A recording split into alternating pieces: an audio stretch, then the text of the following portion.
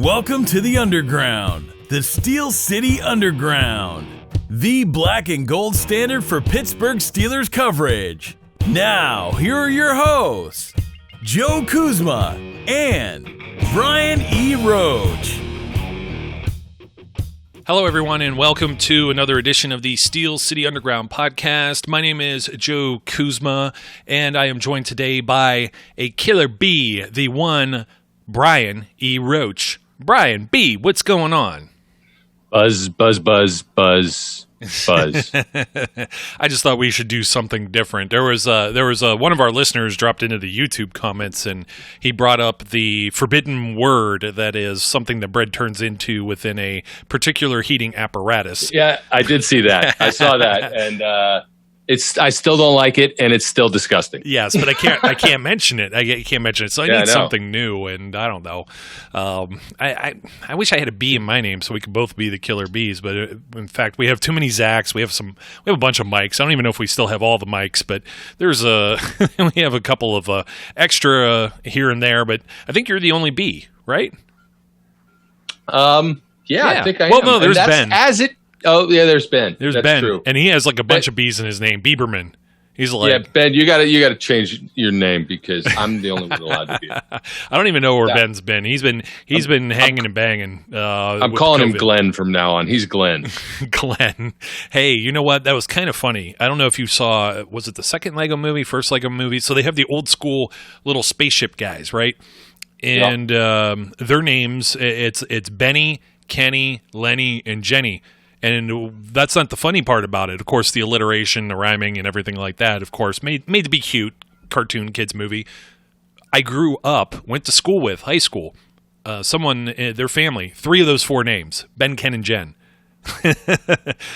All siblings. So someone else apparently was ahead of the curve on that. And my daughter, who was only 6 years old, going on 7 here very shortly, was quite amazed by that story, as I'm sure everyone else was who's listening. So we got the real burning questions though to get to, right, Brian? Yes. Are the Steelers better heading into 2020? Wait, let's rewind real quick. I don't know. There may or may not be a preseason. There may or may not be football. Let's just assume there is. Going forward, are the Steelers a better team? Well, I guess I don't know. You want to say on paper because we haven't seen them yet. But can we say at this point they're a better team heading into this 2020 season than they were in the 2019 season? Yes, they are. Thank you very much for listening. It was a great show. Don't forget to like, comment, and subscribe. My name is Joe. His name's... Yeah, well, we got to go a little more in-depth than that. You know what I mean? It's like, hey, 30 seconds of actual football content, a minute and a half on the Lego movie. So, anyways, well, let's get right to it, man. Quarterback position. This one's going to be the short one, because if you want to know anything about this, just listen to like 9 of our last 10 podcasts. Are the Steelers better at the quarterback position in 2020 than they were in 2019? I vote a strong vote of approval, just basically based on Ben returning. I mean, at the beginning of the 2019 season, you had Ben for a game and a half. We didn't know what we had with the other guys. You still had Josh Dobbs. You had Mason Rudolph. We thought that was still pretty strong. I still think it's better this year because the guys that are there got experience and Ben's back. Healthy Ben. It is. I just can't keep having the same argument with people, so I'm not going to. They're better at quarterback this year than they were last year. Remember, we don't know how long Ben's injury actually was in place. So if you want to whine and cry that he wasn't that good in the first game against the Patriots, I'm going to tell you, don't feed me that line. That elbow probably has been hurting for a while. He's going to be better. They're better at quarterback. End of story. Okay, let's take a look at the wide receivers. So remember, Deontay Johnson was an unknown. He was a rookie. He didn't play right out the gate.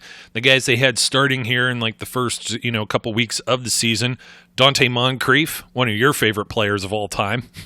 Oh, yeah. Obviously, Juju Smith-Schuster, James Washington, Ryan Switzer. Now, the Steelers have Deontay Johnson, who is kind of coming to his own. We saw James Washington start to pop off the page at the end, near the end, tail end of the 2019 season, at least the second half of it. And they went and drafted Chase Claypool out of Notre Dame with their first pick, which was actually in the second round. Wide receivers, better or worse this year than last year? I say better. See answer 1. Quarterback is better, therefore the wide receivers are better. It's a part of the equation. Look, I think Juju will be healthy. I think Juju is coming into a point where he knows he's trying to now earn money. So he's likely to have a better year. I think James Washington has grown. I think that's a good thing. I certainly expect Deontay Johnson to take what they call that second-year leap that Mike Tomlin talks about quite often. And believes that it's important for players to do. I think we can expect to see a lot of chemistry develop between him and Ben, and see that get exploited. And to be honest, Chase Claypool is. I don't mean to sound like cavalier about this. Chase Claypool is just icing on the cake. If he gets in and contributes, great. If not, he learns. And I'm good with any of that. But yes, this is a better receiver room because of their experience and because they have a much better quarterback.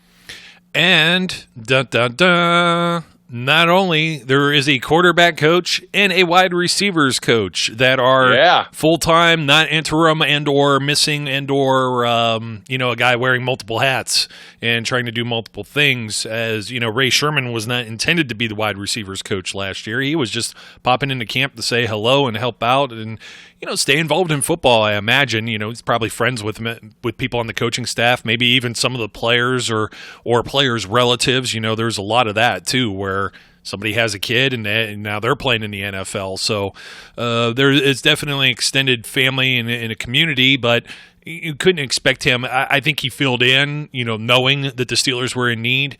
Now you have Ike Hilliard, right, as wide receivers coach, and then Matt Canada as a quarterbacks coach, which is thought to be a tremendous hire for the organization. So I think so. Yeah, that should be a boon to both position groups. We kind of fired right in there on that, but you know what? Yeah, I had higher expectations for Dante Moncrief. I think Chase Claypool is someone who could be a grown-ass man that we hadn't even. It was like the Juju pick. It was one that flew under the radar that I dismissed it. He's not going to be there. He's not a guy that they're going to be looking at. Boom, he's there. Could be just as impactful as Juju. I'm not looking beyond 2020 right now to say, well, Juju's in a contract year, this, that, or the other thing. Some of Juju's problems, I think it was multifaceted. Antonio Brown certainly helped Juju, but Ben Roethlisberger also helped Juju as well. And, we talked about some of the guys I said popped off the page, like James Washington or Deontay Johnson. They did that with either Mason Rudolph or Duck Hodges. It'd be nice to see what they can do with Ben Roethlisberger, with a nice, healthy, strong Ben Roethlisberger. So that's why I believe the wide receivers are going to be better. I know we get into this battle with some folks as well with the running backs. Now, this is an interesting one. You get the same guy. He should be the guy. Can he be the guy all the time? That would be James Conner. Got Benny Snell entering year 2. This is where the running backs, we expect them to make a leap. I'm going to credit that to the professor for saying that very often, and he's very right for pointing that out. He had opened my eyes to it, definitely. And, it also helps with a lot of the rookies. They're not going through the whole – you go straight from – you play your college season, you got a little bit of a layover, then you got a bowl game, and then you're immediately into training, combine, draft, camp, training camp, workouts and camps. You don't get a break.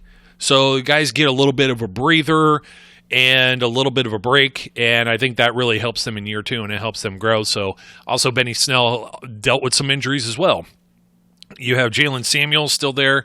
They drafted Anthony McFarland. This is kind of a push for me just based on can the number 1 and number 2 guys on paper right now, can they stay healthy?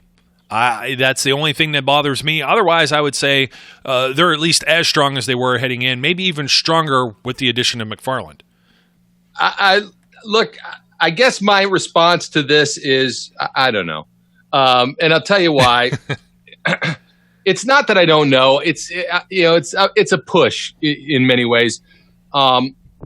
I don't think the room is any worse than it was. I don't think the position is any worse than it was. It absolutely could be better if James Conner returns to Pro Bowl form, avoids injury, and allows them to, make full use of that. It could be better. Anthony McFarland, if he picks up on things and can be a change of pace back, unlike what they haven't had recently, could be better. But it could also go the other way. Connor could get hurt. Benny Snell could not make the leap. And, then depending on a rookie to carry the load, because Jalen Samuels is not going to be the bell cow, I don't know. So I kind of feel like my response is I'm hopeful that the room is just no worse off than it was. I think it was mainly worse off when we looked at the way a lot of the rosters, the depth charts and things were broken down. You, myself, the professor over a few of the podcasts, and we saw there was games where you had Connor and he left, and then you didn't even have Snell. And Jalen Samuels is kind of like Mewelde Moore. He's a guy he's meant to be in there to give a little bit of a change of pace, but he's not a guy that's, I know he had the one big game. What was that, against the Patriots the year before or whatever? And that's all great. He's capable in certain situations, but we also saw the offensive line, which we're going to get to. Maybe we'll just do that one next. The offensive line was all over the place too when it came to which starters, which guys, and it's tough too. With the running backs, you have inexperienced quarterbacks. We've mentioned this before, where opposing defenses are daring you to throw.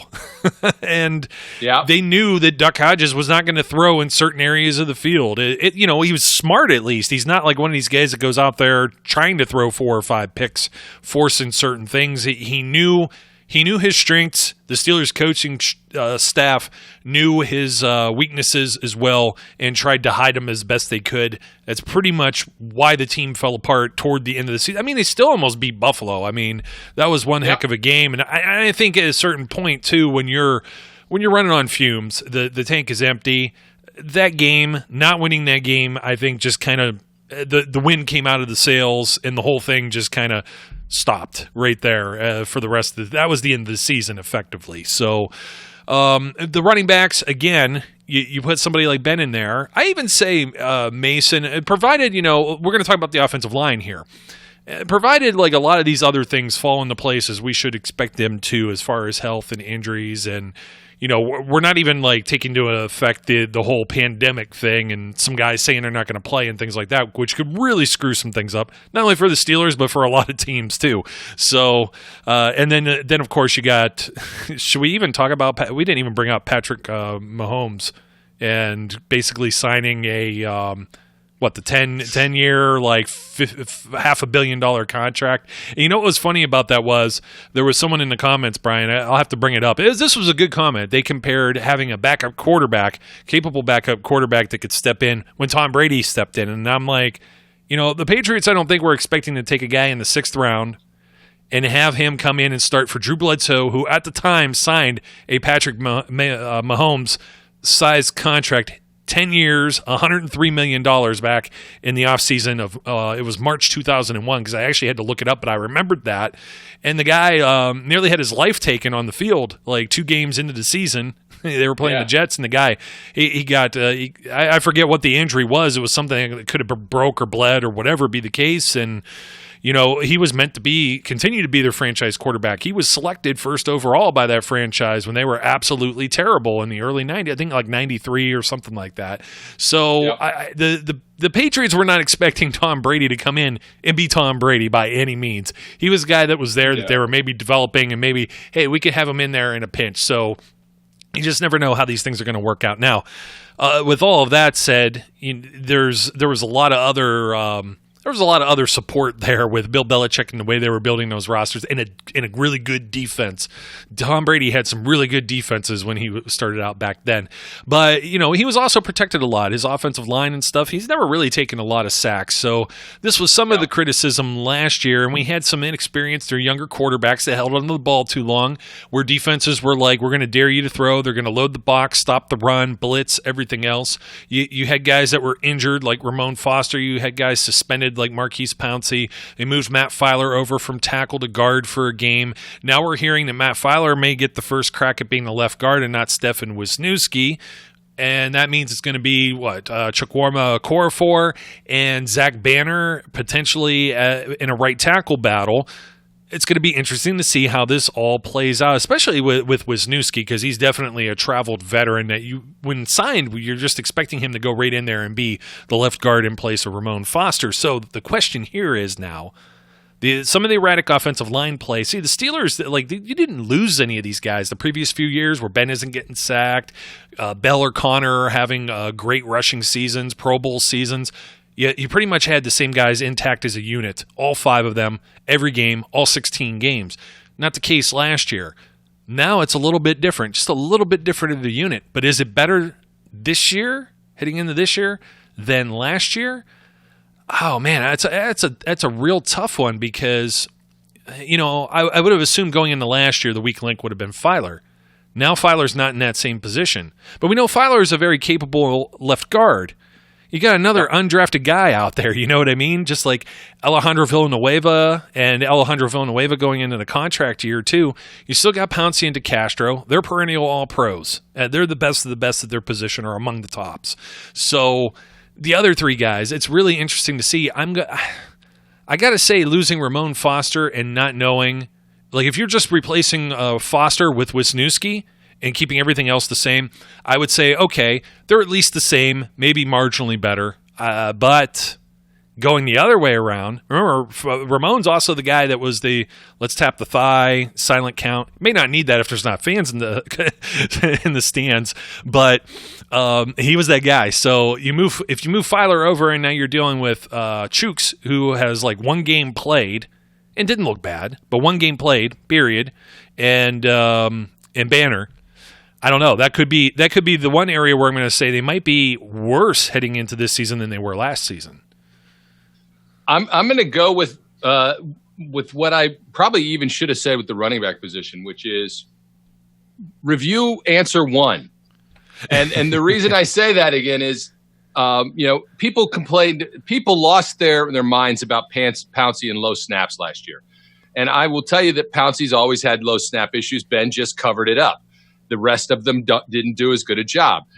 Ben being back there will make a difference to this offensive line for multiple reasons that you even just mentioned. First of all, not going to be able to stack the box and dare Ben to throw because Ben will do it and Ben will beat you. So they're not going to be able to do that. In addition to that, Ben's not going to he will hold the ball sometimes, but he's gotten better. Yeah, but he's gotten better over the end of his career of getting that ball out quicker. He knows the playbook better. He reads the defense better than either Mason or Duck was going to be able to do last year. Ben will make the offensive line look better by doing those things. Now, technically speaking, I think it's fair to say, look, Pouncey's a year older. You've got potentially 2 positions where you've got new guys sort of at those positions. And then you got Alejandro Villanueva, who had a drop-off year last year, was not as good as he's been. The question will be whether he's going to be, on the upswing again or whether he's going to continue to slide. So technically speaking, they might actually not be as good. But I will tell you that I think by the end of the season, they're going to look better. That's completely fair. And, of course, losing Mike Munchak was a big thing where everyone was afraid of that last season. And Yep. Denver didn't necessarily, not light the world on fire. They're still trying to fix offensive line problems there, which hasn't helped their quarterback play at all either. So that was part of bringing Munchak in there, and they didn't do much of a great job either. And a lot of people are still going to hold and cling to that Munchak left because this is a dumpster fire, the ship sinking and going down. No, his contract was up, and this was a respectful parting of ways so he can go live closer. It still make money doing what he does, what he loves to do, coach, but go do it closer to family, grandkids and all that stuff. You don't live forever, so can't blame him for that. Last position group on the offense, I'm going to say, is better. That is the tight end. That's the tight ends. Vance McDonald's back. Last year, Zach Gentry was a rookie. They had Xavier Grimble. Some guys they brought to camp that may still be there. Christian Skytland Williamson, who now should no longer be part of the foreign player, international player, passport, whatever it is, but they've been trying to work with him and get him there to probably at least be a blocker of all things. Oh, you know what else we forgot? We forgot one other position too. Let's lump them in with this because they usually do the fullbacks too. So you had Roosevelt Nix as part of that, and then I'm missing Kevin Rader was another guy that was in camp. So basically what gets switched here is you got rid of Xavier Grimble for Eric Ebron. And I'm going to say that's a massive improvement.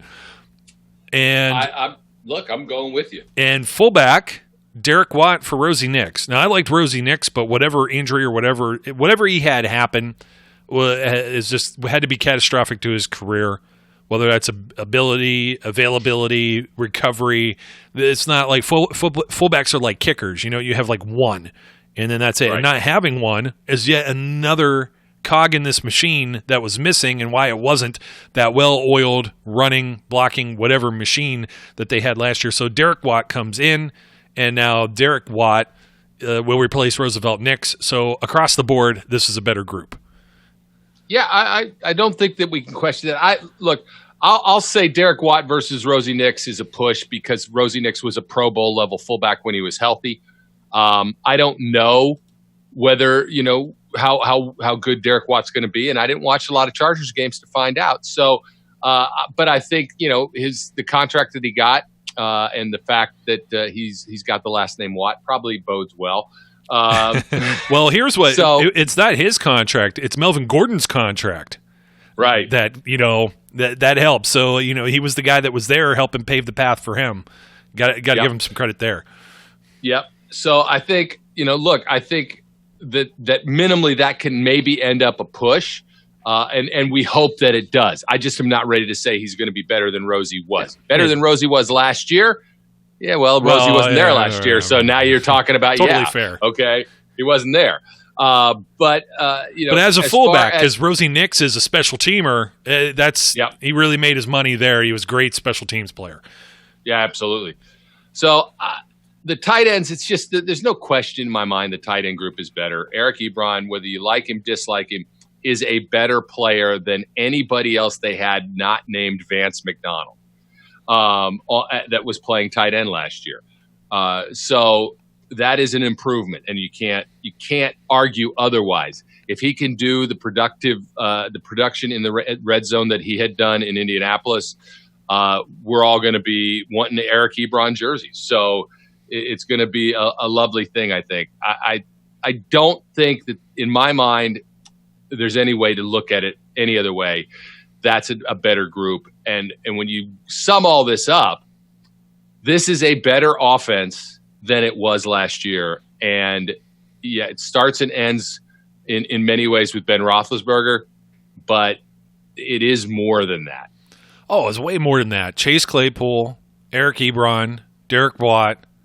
As long as the offensive line is cohesive, we're good to go. I think so. Yeah.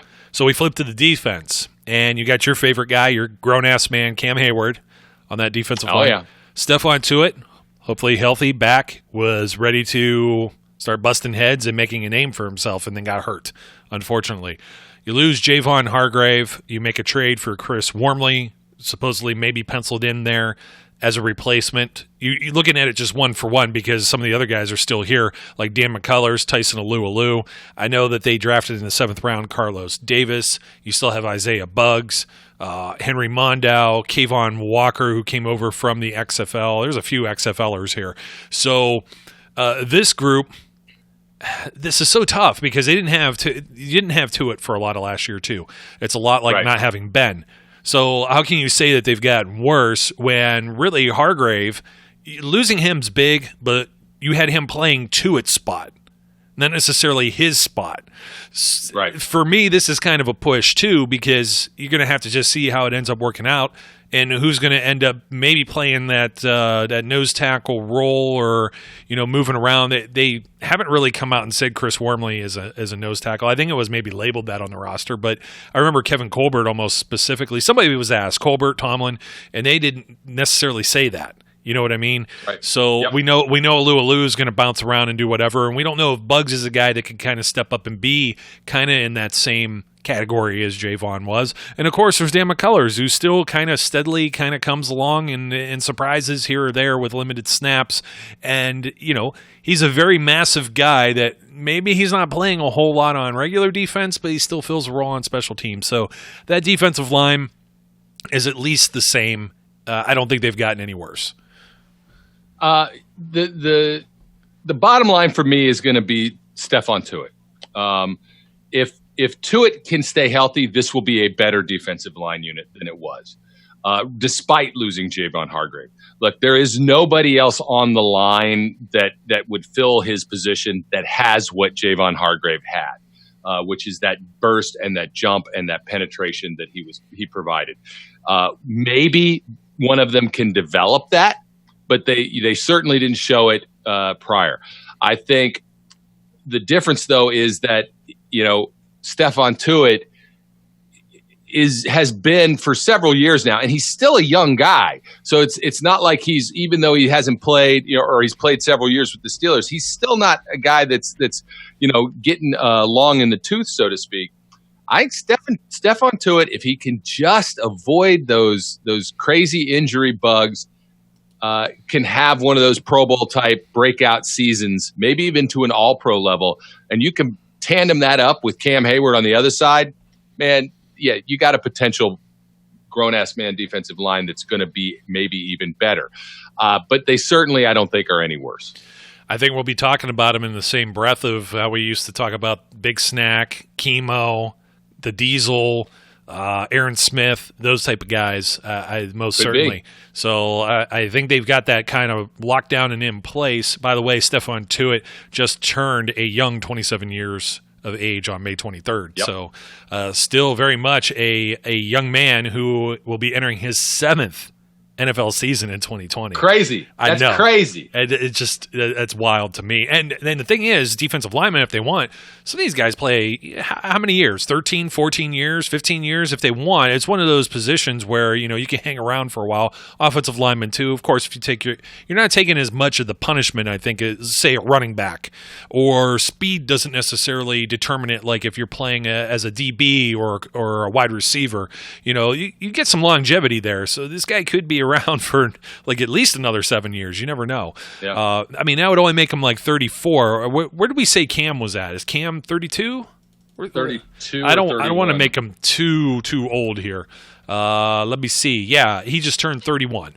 So close. I was close. So just putting that into perspective. And he's such a baby face. I just looked it up in one of these pictures on Google.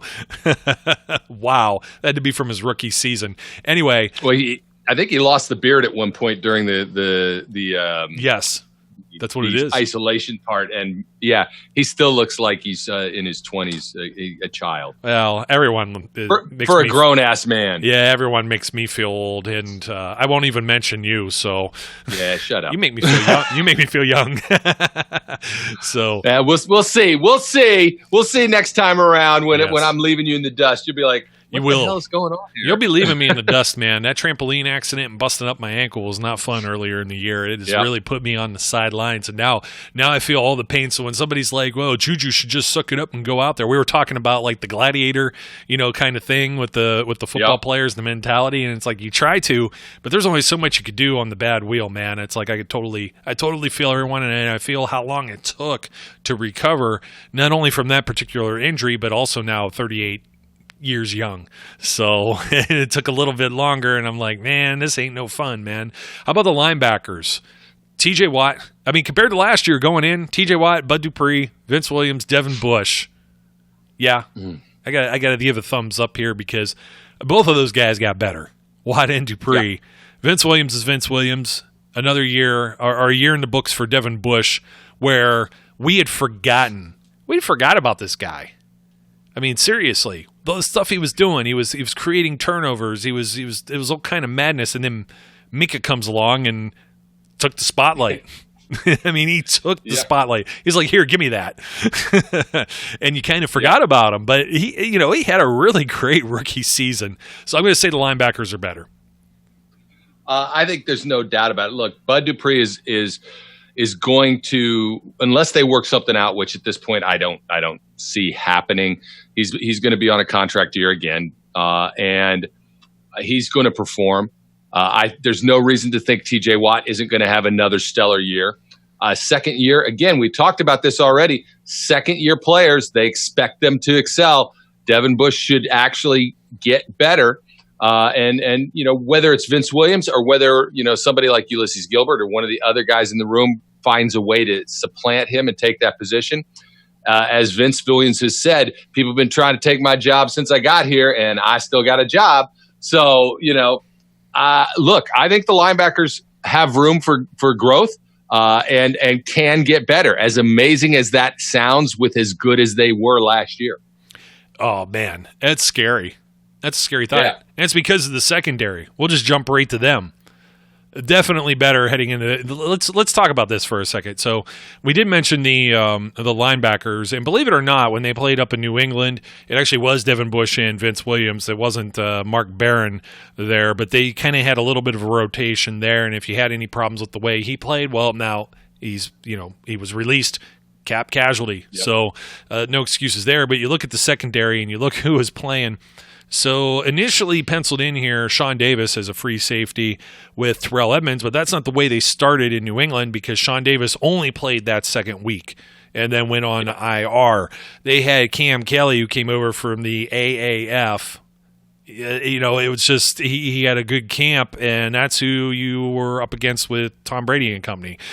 Cam Kelly, Terrell Edmonds, who a lot of people are still going to dog, but Joe Hayden and Steven Nelson, the unknown, kind of unflashy, great value brand name during free agency that we were all telling everyone, this is not the great value brand. This is the brand. This is the Heinz ketchup. This isn't the catsup. You know what I mean? Right. And lo and behold, he goes out there. Everybody said we were on his jock, and rightfully so. He had a tremendous year. And let's not forget, Minkah Fitzpatrick traded for.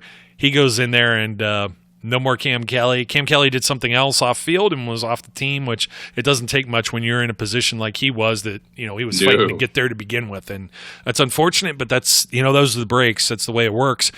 So you have Minkah, who is an all-pro, and you add him compared to the way they were going into 2019. They did not have any Minkah. So it's very easy to say, yes, they were improved, but even from adding Minkah, yes, they're still improved because guess what? Minkah now is going to get the full treatment of the full training camp, the whole learning. Well, we don't know about the whole learning experience. We don't know what training camp's going to be like, but regardless, it's going to be more than what he had last offseason when he wasn't with the Steelers. He was with the Miami Dolphins. So this group, it's better. Joe Hayden's back to Pro Bowl form, and Steven Nelson is completely underrated and unappreciated by even people in Pittsburgh, to be completely honest, let alone the rest of the NFL media. Yeah, look, I'm going to do a wait and see on the corners, and that, the reason is because at some point Joe Hayden's going to get worse.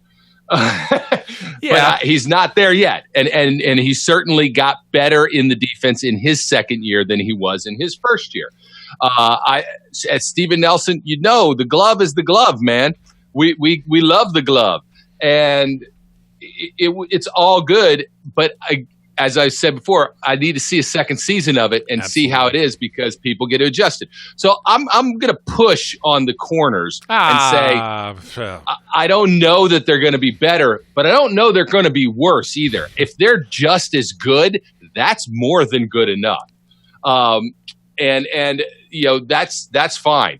The safeties, look, I still think Terrell Edmonds is going to have a breakout season at some point. And we've said give him the same benefit of the doubt that Bud Dupree never got, except by us.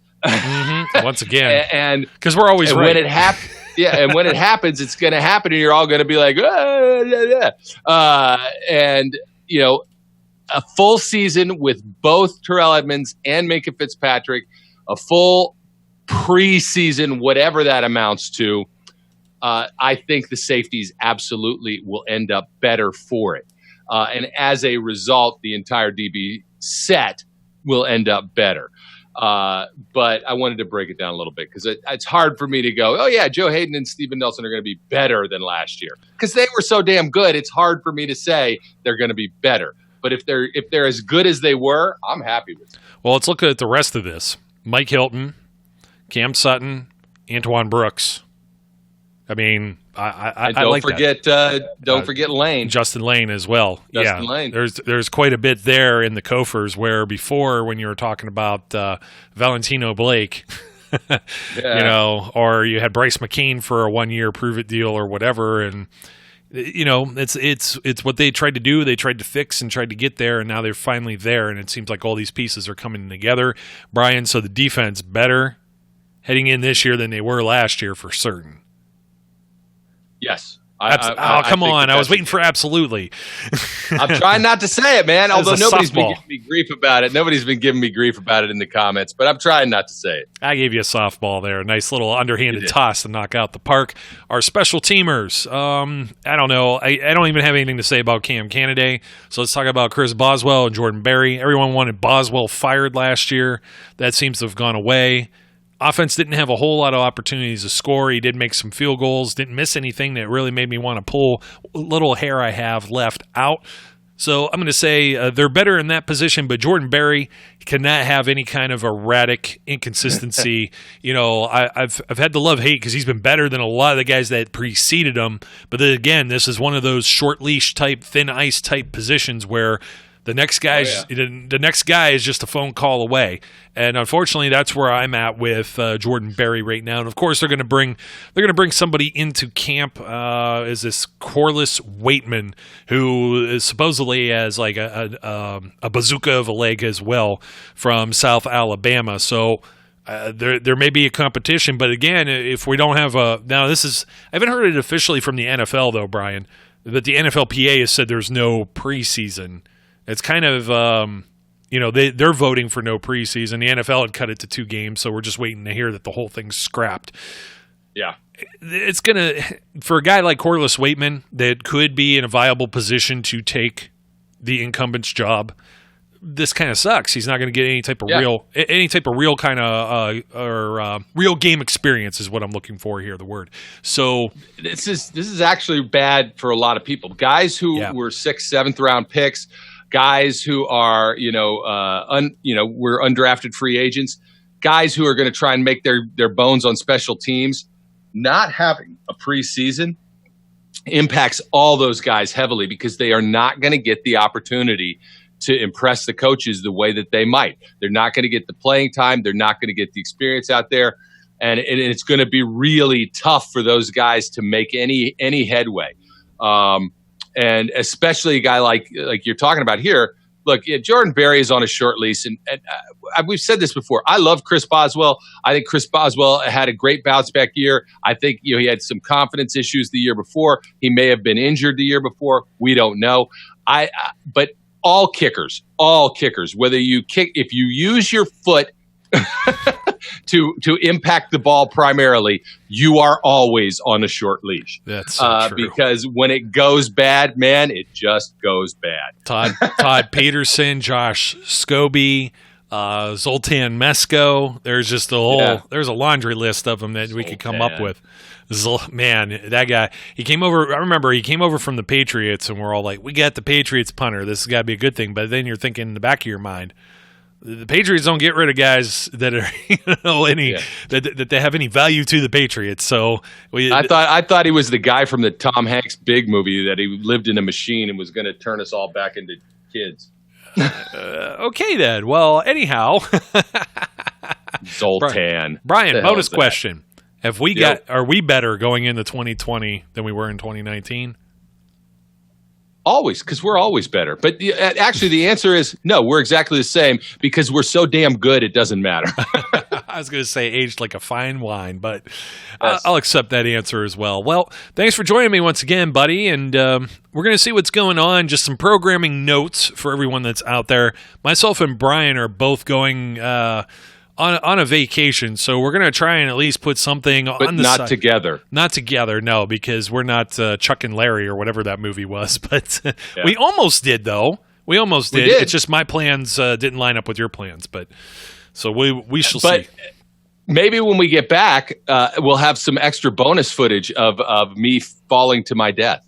No, don't die. We need you here. Well, except not dying, that part. But you'll be screaming as though you're dying. Yeah, because I will definitely have video of me jumping off that hotel if I in fact get to jump off that hotel, and maybe we'll share it. Maybe we will, unless if I wet my pants or something, I'm not giving it. I'll promise to do some photoshopping of that, but then I'll somehow conveniently forget. But anyway, no, we're just making mention of that, not just for idle chit chat, but just in case you wonder if we're absent by our presence. Well, we're trying to enjoy a little bit of the summer months as best we can during this whole quarantine, shutdown, isolation, every other thing that's been going on. So, just letting everybody know where we stand. We're trying to still get 2 out per week, but we don't know that the following week will necessarily work in our favor. In fact, the last few weeks haven't been working really in our favor. Man. We're so erratic and we're so all over the place. But aside from the fact, just putting that out there, letting all of our loyal and faithful listeners know. And of course, we got plenty of good stuff still in the archives. If you missed anything, it's not like any of this stuff is aged or gone bad or spoiled, or all this news is relevant because there literally isn't anything going on. And if we don't have a season, that's true. If we don't have a season, what are we going to start doing? Podcasting about previous seasons or something? I don't even know, man, because we stretch sometimes just for whatever we can talk about here. And some people bring up some good topics. There's some things we could talk about. There's some things that okay, it's medical. I'm not going there. But, yep. We'll try our best here and get you, the best, the black and gold standard, as we call it, as often as possible. So, Brian, thanks once again for joining me, my friend. Always a pleasure. Always happy to be here. And I'll tell you what. How about this?